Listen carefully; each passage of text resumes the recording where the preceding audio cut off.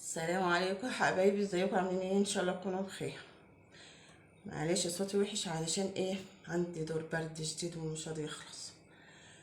دلوقتي هعمل لكم حمام بطريقه زمان اللي احنا اتنشأنا عليها، وجمالها ما بغيروش بحق الله.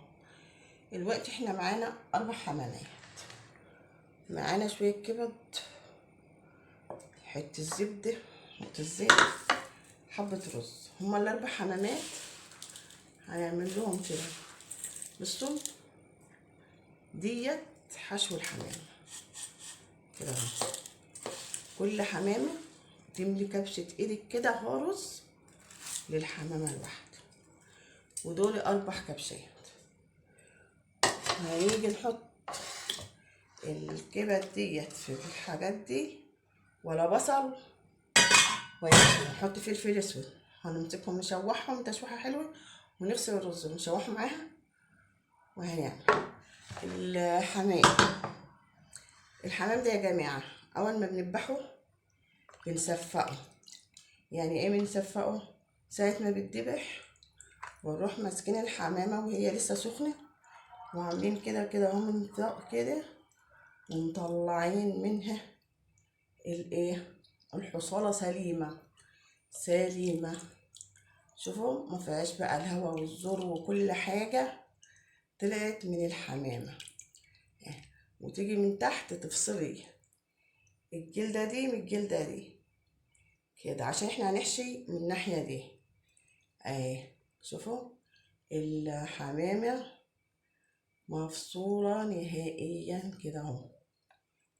شوفوا جاية من الجنب ومن فوق، الجلد فاصل من اللحمة كله.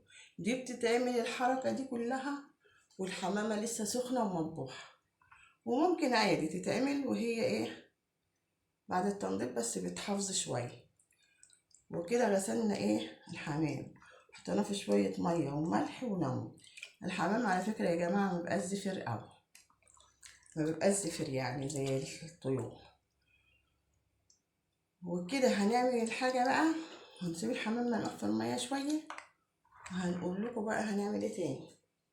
كده يا جماعة الزبدة اهي شوحت، هدش دقيقة. هنحط بقى شوية الرز، وحطينا لها البهارات، وهنحط بقى ايه حبة الملح ونشوحها كده يا جماعة. شوحنا الرز اهو مع الكبدة. الكبدة دي ممكن تحطوا كبدة الحمام والقناصة، مش عايزين تزودوها بتزودوها بمزاجكم. وهنحط بقى ايه شوية مية، شوية مية يعني نص الرز مية، اللي هو ايه هنحط عليه. هتشرب شوية المية وهنطفي عليه. وهنحط كمان ايه كده بقى، حطينا شوية نعناع ونص كوباية المية، هيشربها لحبة الرز كده وتفلفلهم، ونطفي عليه.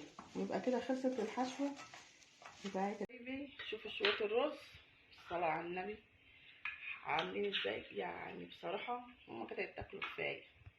كده يا جماعة هنحط مية لسلق الحمام اهو.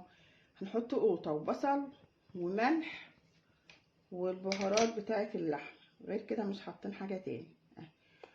والبصل بقى والقوطة ليه؟ عشان ما تحطوا المية ساقعة ما يزرقوش الحلة. ديت معلومة جديدة. الحلة دي هنحطها، والحمامة لما بتسلق في ألمونيا بتبقى نارها طبيعية شوية عن الستيل والحاجات التانية دي. بالصلاة على النبي كده يا حبايبي، احنا حطينا حبة الرز زي ما قلنا لكم في الحمام، عملنا زيادات. اللهم صل على النبي. شوفوا هنحطها على وشها كده اهو. اللهم صل على النبي. ان شاء الله تبقى حاجة حلوة.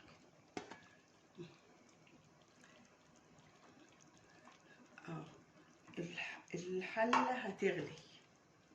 ساعه ما تغلي غلوه كويسه هنروح بقى عاملين ايه، هنروح موطيين عليه، نسيبه ساعه ولا ربع عشان الحمامه دي ايه كبيره شويه في السن كده، شكلها كبيره شويه يعني ما هيش صغير من اللي هو لسه طالع دي. وما احناش هنكشف عليه ولا هنعمل عليه اي حاجه الا بعد ساعه الا ربع نفتح ونطلع على طول، ما نسيبوش في الميه. وكده الحمام خلص معانا. تعالوا بقى يا حبايبي نشوف الحمام بعد ساعه الا ربع. شوفوا الغليان يا دوبك بيعمل ازاي. الساعه الا ربع خلصت. هنطلع الحمام من الحله بالصلاه على النبي. شايفين؟ اللهم صل على النبي. حاجه في منتهى الجمال.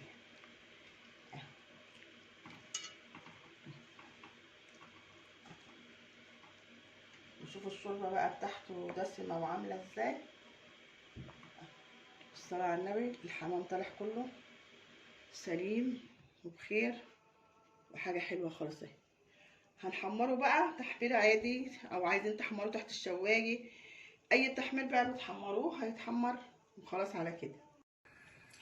كده بقى يا حبايبي الاكل خلص اهو.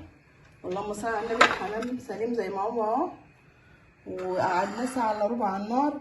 وافتح لكم قلبه بقى تشوفوه قد ايه بقى اللي هو. تخيلوا الحلاوه دي بقى. شوفوا يعني مش عارفه اتكلم واقول ايه. مفلفل كده وجميل بقى. حبه رز ده تسيبوا الحمام وتاكلوهم بقى. وده طبق كده ممكن يتغرب بالشكل ده. ونعمل بقى ايه. وده الحمام الحمد لله تم بحمد الله. واعملوا لي لايك واشتركوا في القناه، وان شاء الله الى اللقاء لفيديو قادم ان شاء الله.